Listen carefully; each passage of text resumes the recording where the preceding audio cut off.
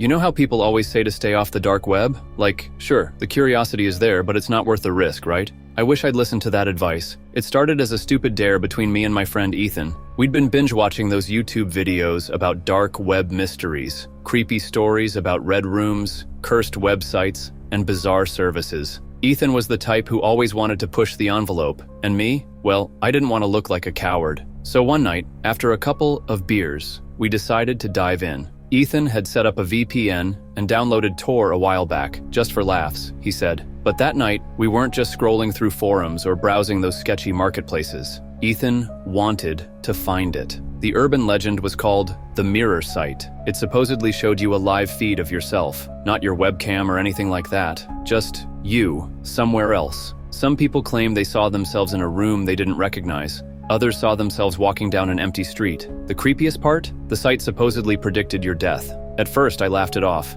"You really believe this crap?" I said as Ethan typed in some random onion link he'd found on a forum. "I don't believe it," he replied, grinning, "but I want to see you freak out when it works." The site took forever to load, just a blank black screen for what felt like minutes. I was about to tell Ethan to quit when the page flickered, and a grainy video feed appeared. It was me, not in Ethan's living room where we were sitting, but somewhere else. I was standing in a dimly lit hallway, fluorescent lights flickering above me. My heart started pounding as I stared at the screen. The me in the video looked nervous, glancing over my shoulder like I was being followed. "What the hell is this?" I whispered. Ethan didn't answer, because then, the screen changed. Now it was Ethan. He was sitting in his chair staring at the screen, just like he was in real life. Only, in the feed, there was someone standing behind him, a tall, shadowy figure. "Ethan, turn around!" I shouted, but when he whipped his head around, there was no one there. The feed didn't lie, though. The shadowy figure leaned in closer behind Ethan's digital self, its head tilting unnaturally, almost like it was studying him.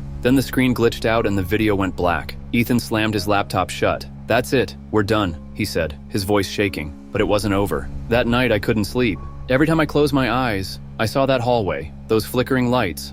Around 3 a.m., I got a text from Ethan. It was a photo of me, standing in that same hallway from the video. I tried calling him, but he didn't pick up. Panicking, I drove to his place, only to find the front door wide open. His laptop was still on the desk. The screen cracked like someone had slammed their fist into it. Ethan was gone. I called the police, but they didn't take it seriously. Said he probably took off on his own. I knew better. The worst part? A week later, I got another text. No number, no message, just a photo. It was Ethan, sitting in a dark room, eyes wide with terror. And behind him, that same shadowy figure. I haven't touched the dark web since. I've deleted every trace of it from my computer, but I still get those texts. Random photos, videos, sometimes even just a black screen with the sound of breathing in the background. I don't know what happened to Ethan, but I think I'm next.